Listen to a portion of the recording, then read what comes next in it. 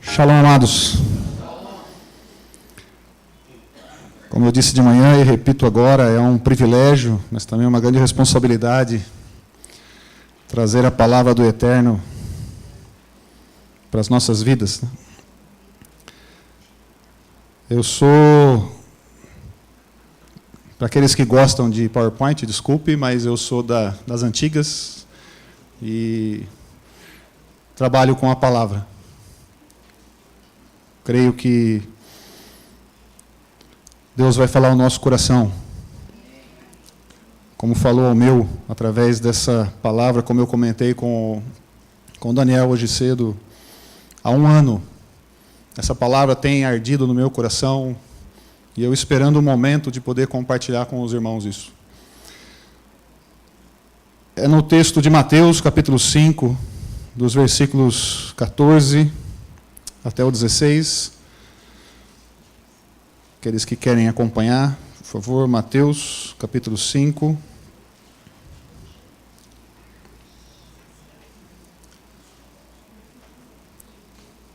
Todos abriram? Aqueles que querem acompanhar. Então, diz assim, o que está registrado: vocês são a luz do mundo. A cidade construída sobre um monte não pode ser escondida. Da mesma forma, quando alguém acende uma candeia, não a cobre com uma vasilha, mas a coloca no suporte para iluminar a todos os que estão na casa. Assim, que sua luz brilhe diante das pessoas, para que elas também possam ver as boas coisas que fazem e louvem ao Pai Celestial de vocês. Creio que todos aqui já ouviram pelo menos uma vez alguma mensagem a respeito desse texto. A respeito de sermos luz do mundo, a respeito de sermos impactantes na vida das pessoas através desse brilho. Mas o que eu queria convidar você nessa noite e compartilhar com você, irmão, é assim: será que a gente entende realmente o que Jesus falou nesse momento aqui? Será que a gente tem realmente consciência do que é ser luz nesse contexto aqui? E para isso eu quero convidar você a que seja parte das pessoas que estavam aqui nesse dia. Que você seja esse ouvinte que ouviu Jesus falar isso naquela tarde ou naquela manhã, não sabemos. Sabemos que ele subiu ao monte e começou a falar. E isso não é uma situação fácil, queridos. Não é fácil a gente voltar e se posicionar aqui. Nós vivemos hoje no ano 2018, com um avanço tecnológico tremendo. Nós não temos muita ideia de como era a vida nessa época aqui. E principalmente, não só na questão material e tecnológica, mas na questão de conceitos que a gente tem. Nós trabalhamos com uma sociedade hoje que tem muita informação. Como eu falei, nós já ouvimos mensagens sobre esse texto. Pessoas que já interpretaram o texto. Então fica um pouco complicado para a gente realmente se despedir disso, tirar isso das nossas vidas e voltar no tempo e ser parte desses que estão ouvindo ali pela primeira vez. Nós temos conceitos formados pelos reformadores, nós temos conceitos formados desde os primeiros membros da igreja, para aqueles que gostam dos nomes, né? Nós temos conceitos de John Wesley, nós temos conceitos de Calvino, nós temos conceitos de Agostinho, nós temos conceitos vários de Irineu, Eusébio. Mas a questão é que aqui, nesse momento, não tinha nada disso. Não existia Paulo, não existia apóstolos. Não existia nada que a gente possa recorrer daqui para frente que nos ajude a entender o texto como aquele povo que estava ouvindo lá entendeu. E será que a gente realmente tem entendido o que Jesus quis dizer? Essa é a minha pergunta. Então, quando a gente volta aqui, e a coisa mais forte que tem é que nem Jesus tinha ressuscitado ainda. Não existia a ressurreição de Jesus para a gente interpretar alguma coisa da luz como sendo algo relacionado à luz de Jesus. E Jesus está falando aqui para as pessoas e ele abre a sua boca e diz: vocês são a luz do mundo. Então nós estamos aqui ouvindo um homem falar, um homem que muita gente diz que é o Messias que havia sido prometido, mas que nós só estamos ouvindo ele pela primeira vez e nós não sabemos quem ele é, de fato. E ele diz: vocês são a luz do mundo. E quem somos nós aqui? Quem somos nós nesse ambiente aqui? Nós somos os judeus que estavam aqui ouvindo Jesus falar. E Jesus fala: vocês são. Jesus não fala: vocês serão a luz do mundo. Ele não coloca alguma coisa para o futuro. Ele fala: vocês são a luz do mundo. E aí a gente olha para o texto, ouve Jesus falar, e além dele falar que nós somos a luz do mundo, ele cita 2 exemplos de ser luz. Ele cita o exemplo da cidade construída sobre um monte, que à noite não dá para esconder. Todo mundo sabe que existe uma cidade ali, porque ela está iluminada. Então, no meio da escuridão, no meio das trevas, é um referencial. E ele também fala que não se acende uma vasilha para se colocar debaixo de alguma coisa, mas se acende para se colocar num local em que ilumine as pessoas. Então, ele fala de um ponto longe, uma cidade num monte, e ele também fala de alguma coisa próxima, que ilumina as pessoas estando perto. Essa luz que ilumina próximo, e também como um referencial distante. E aí ele, citando esses 2 exemplos, ele fala: assim que a sua luz brilhe diante das pessoas. E aí eu volto à pergunta: o que nós temos de conhecimento nesse momento para entender sobre luz? O que nós, como ouvintes aqui, judeus dessa época, tínhamos para entender o que é ser luz diante das pessoas? E aí a gente volta num texto bem conhecido. Muita gente repete esse texto. Lâmpada para os meus pés é a tua palavra, e luz para o meu caminho. Note que é interessante, queridos, porque são 2 também. São 2 exemplos. Lâmpada para os pés, ou seja, algo próximo, algo em que eu consigo iluminar o meu caminhar muito próximo, e também é luz para o caminho. É uma luz que orienta. Então nós já temos uma resposta. Nós sabemos que a palavra do Eterno é que é essa luz. Então nós já temos alguma relação entre como que nós temos que brilhar com relação à palavra do Eterno.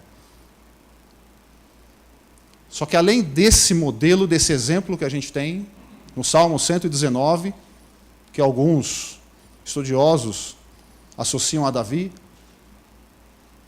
nós temos também Provérbios, no capítulo 6, versículo 23, que diz: porque o mandamento é lâmpada, e a lei, ou a instrução, é luz. Mais uma vez, 2 conceitos. O mandamento é uma lâmpada, e a lei é luz. Então nós estamos aqui ouvindo Jesus falar essas palavras, dizendo que o mandamento é a lâmpada que ilumina o nosso caminhar próximo. E a lei de Deus é a que ilumina o nosso caminho. Esse é o nosso conceito de luz, de iluminar as pessoas. E aí eu volto à pergunta: quanto tempo nós temos dedicado a entender os mandamentos de Deus e a entender a lei de Deus, para que nós possamos ser essa luz que brilha a ponto de influenciar as pessoas para se aproximar de Deus? Infelizmente, muita gente usa o cristianismo como filosofia de vida, adotando um princípio de que é de Jesus para frente. E as pessoas ficam repetindo certos versículos como se fossem mantra. Mas qual que é a postura de realmente viver a palavra de Deus pelo mandamento que Jesus mesmo ensinou, que é o mandamento que é lâmpada para os nossos pés, e a lei é luz para o nosso caminho? Jesus nos orientou assim. E é interessante porque Jesus não fala assim para que elas para que elas ouçam o que vocês estão falando. É para que elas vejam para que as pessoas possam ver em nós pessoas que obedecem aos mandamentos de Deus.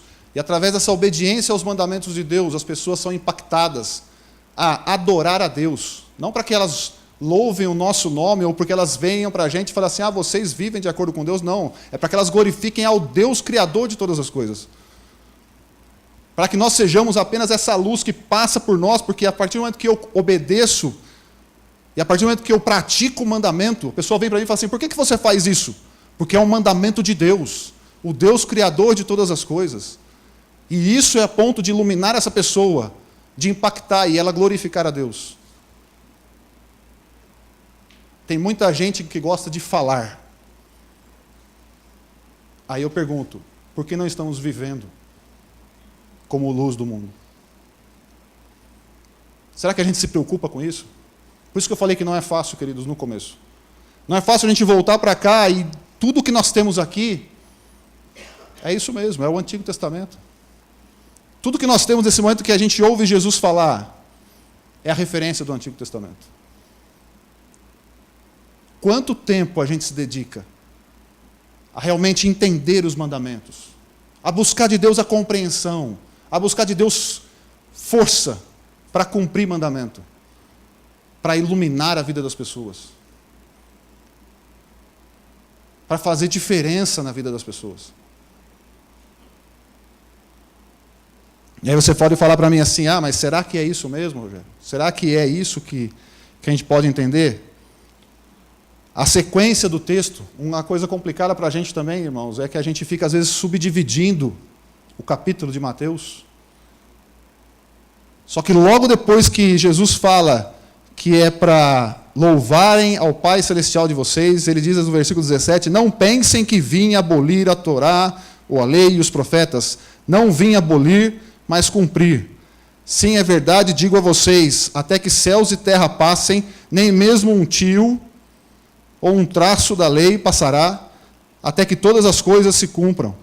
Portanto, quem desobedecer a menor desses mandamentos e a ensinar outras pessoas agindo da mesma forma, será chamado menor no reino de Deus, no reino do céu. Mas quem obedecer a elas e ensinar dessa forma, será chamado maior no reino do céu. Pois eu lhes digo, a menos que a sua justiça seja muito maior que a dos mestres da Torá, ou dos mestres da lei e dos fariseus, vocês não entrarão no reino dos céus.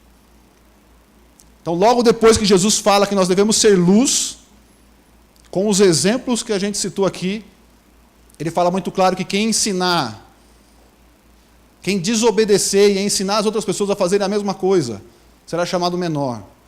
E quem ensinar a cumprir, e a amar, e a andar nesse caminho, será chamado maior. E tem muita gente que bate no peito e fala assim, eu não sou que nem os hipócritas fariseus, eu não sou que nem o fulano de tal, eu não sou que nem não sei o quê, mas você vive o mandamento conforme Deus determinou? Eu não sou esse fariseu aí hipócrita, eu não sou isso, eu não sou aquilo, mas você vive a palavra de Deus de verdade, você ama a Deus a ponto de viver aquilo que Deus colocou, e você tem iluminado as pessoas através desse cumprimento? Jesus está falando aqui, queridos. Não sou eu, não é um apóstolo. Essas palavras aqui são de Jesus. Jesus está nos orientando, nos ensinando, e aí eu volto à pergunta do começo. Será que temos entendido o que Jesus nos ensina? Será que realmente temos dedicado tempo a entender o que realmente Jesus quis nos ensinar e quis nos passar? Ele que viveu e pautou a sua vida por obediência à palavra de Deus. E ele que impactou a sua geração e impactou o resto da humanidade e impactou a vida do mundo desde então através da obediência. Obediência aos mandamentos de Deus. E para a gente não ficar só como eu disse, na filosofia, e a gente poder ter um exemplo, eu quero compartilhar duas maneiras da gente vivenciar a lei de Deus e impactar a vida das pessoas. Porque às vezes é muito fácil a gente vir aqui e falar alguma coisa e ficar só na conversa. Mas eu quero falar sobre a questão de impactar. Como que nós temos impactado? Como que a gente pode impactar? Através de uma leitura da palavra de Deus que realmente nos faça viver de uma forma diferente. Então, no livro de Êxodo, no capítulo 1, versículo 15, diz assim: além disso, o rei do Egito disse às parteiras hebreias, das quais uma se chamava Sifrá e outra Puá. O contexto aqui, acho que todo mundo conhece, é o contexto quando o rei do Egito manda matar todas as crianças nascidas de 2 anos para baixo.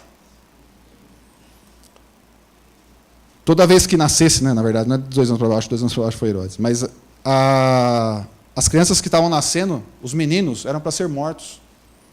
E aí o rei do Egito vai lá e manda fazer, e ele chama as parteiras hebreias e pede para executar. Só que o que eu quero chamar a atenção de vocês, queridos, nesse momento aqui às vezes passa desapercebido para nós, é assim, note que não existe o nome do rei do Egito. Não é registrado o nome do rei do Egito, mas é registrado os nomes das parteiras hebreias. E isso já é alguma coisa para a gente chamar a atenção no reino de Deus.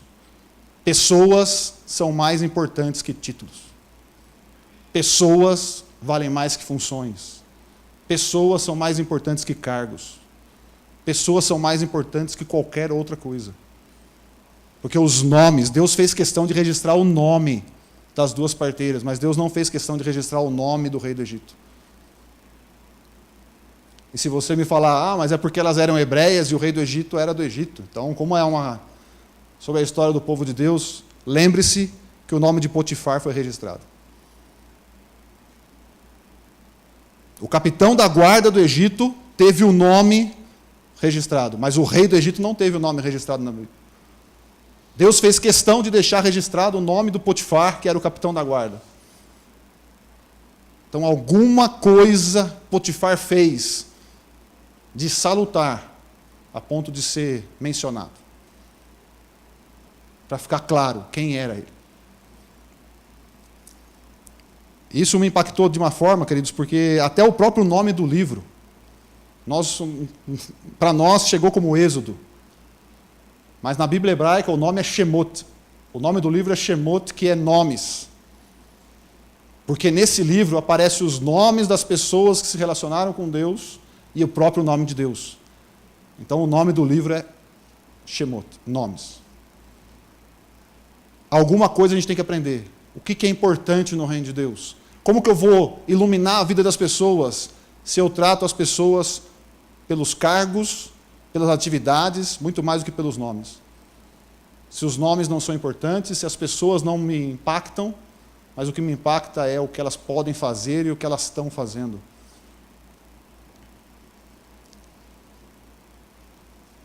E outra que eu quero compartilhar com vocês, de entendimento sobre a palavra de Deus, sobre a lei de Deus, é em Deuteronômio, no capítulo 28, versículo 13, que diz assim: o Senhor fará de vocês cabeça e não cauda, sempre ficarão por cima, nunca por baixo, se ouvirem, guardarem e obedecerem aos mandamentos do Senhor, seu Deus. Tem muita gente que ouve esse versículo aqui e acha que vai ficar por cima da carne seca, como diz o ditado, né? Eu sou por cima, eu sou cabeça, não sou cauda. Eu estou por cima, não estou por baixo. Eu sou filho do rei. Eu sou protegido de Deus. Porque eu sou isso, porque eu sou aquilo. Será que esse é o entendimento que a gente deve ter aqui? Será que um Deus que registra, como eu falei, o nome de parteiras hebreias, e não se importa com títulos, ele se importa com posição, seja social, seja de qualquer outra natureza, será que realmente o estar aqui como cabeça e não cauda é status, altura, ou será que é direção? Ou será que é orientação?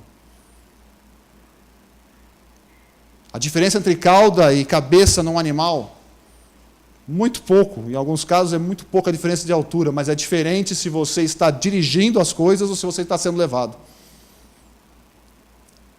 E a grande questão é, nós seremos isso, mas de novo eu volto, se ouvirem, guardarem e obedecerem. E o que é ser cabeça, então? E o que é bonito na palavra de Deus é que a própria palavra de Deus responde. Que em Isaías, capítulo 9, versículo 15, diz assim: o ancião e o honrado é a cabeça, e os profetas que ensinam mentiras são a cauda. O ancião, honrado, é a cabeça. Ou seja, a referência. E aí de novo eu volto. Nós estamos iluminando as pessoas sendo referência. Nós estamos sendo referência de obediência a Deus. Nós estamos sendo referência de amar a Deus, de cumprir mandamentos de Deus. De realmente se importar em fazer aquilo que Deus tem falado para a gente fazer. Ou a gente está só no discurso. Ou a gente acha muito bonito seguir Jesus. A gente acha muito bonito falar de Jesus. Discutir sobre Jesus. Mas e viver para iluminar a vida das pessoas como Jesus pediu e disse que nós deveríamos fazer?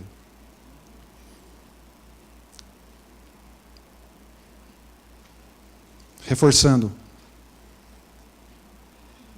Vocês são a luz do mundo.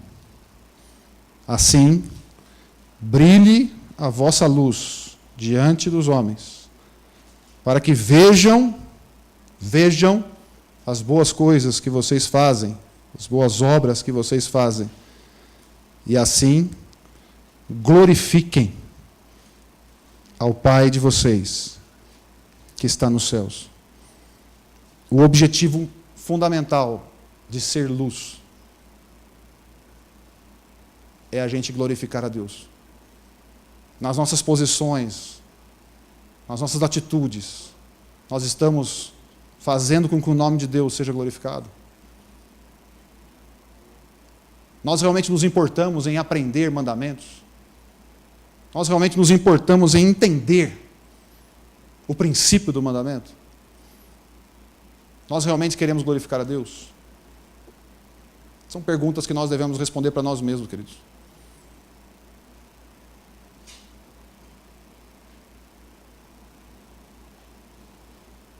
São perguntas que nós devemos responder para nós mesmos.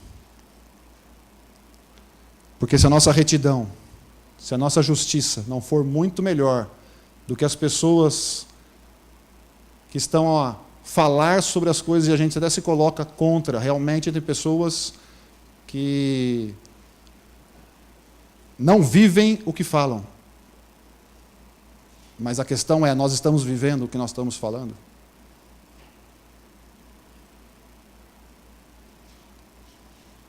O que eu gosto da palavra de Deus é que ela primeiro vem para a gente. Tem muita gente que gosta de pegar a palavra de Deus e jogar para o outro. Mas a palavra de Deus vem para a gente primeiro. Antes de você abrir a boca para falar de alguém, olhe se a sua intenção de coração é realmente servir a Deus. Se a sua intenção de coração é realmente ouvir mandamentos. É realmente entender os mandamentos de Deus. Se o seu coração realmente quer seguir aquilo que Jesus falou. Ou se você está curtindo um oba-oba. Ou se você está falando sobre filosofia de vida. Como qualquer outra filosofia de vida que tem por aí. Vida com Deus é vida de fazer coisas. Porque Jesus disse para que vejam o que vocês fazem. Feche seus olhos, querido. Feche seus olhos. Medite um pouco sobre a sua vida. Medite um pouco sobre a palavra. Pense. Você realmente tem se empenhado a querer viver como Cristo orientou? Como o Senhor Jesus nos disse para vivermos? Realmente você tem entendido a palavra dele? Realmente você tem se colocado numa posição de vivenciar coisas tremendas a partir do momento em que você se posicionar na presença de Deus? Pai bendito, mais uma vez estamos na Tua presença. Deus, peço pelos meus irmãos aqui, Pai, que cada um possa meditar sobre essa palavra, Deus. Que cada um possa passar a compreender melhor, Deus, o que o Senhor quer nos orientar, o que o Senhor tem para nos ensinar, o que o Senhor tem para que a gente possa caminhar com vida e vida em abundância, através da obediência à Tua palavra, Deus. Não aos achismos do mundo, Pai, não às interpretações do mundo, Deus, mas aquilo que o Senhor tem para falar, aquilo que o Senhor tem para fazer. Aqui não buscamos agradar pessoas, Deus, buscamos agradar o Senhor. Esse é o desejo do meu coração, Pai, e eu peço que seja o desejo do coração de cada um dos meus irmãos aqui também, que é agradar ao Senhor, a realmente gastar tempo, Deus, dedicar tempo a entender o que o Senhor quer dizer com os Teus mandamentos, com as Tuas instruções, com as Tuas orientações, e que possamos todos nós aqui, Pai, sermos como Abraão, aquele que o Senhor mesmo deu testemunho, Pai, quando falou para o filho dele, Isaque, que disse que o seu pai, Abraão, andou nas minhas leis, nos meus estatutos e nas minhas ordenanças. Pai, que possamos nós também recebermos essa palavra do Senhor, de um coração que busca fazer o que o Senhor quer, de um coração que busca compreender e fazer a Tua vontade de verdade. Assim como Jesus fez, obediência até o fim. Que todos nós possamos nos dedicar a realmente obedecer o Senhor até o fim. Aceita, Senhor, a nossa oração. Aceita esse momento contigo, Deus, e renova, Pai. Renova as nossas forças para que caminhemos contigo. No nome santo de Jesus. Amém. Amém. Obrigado, queridos. Paulo.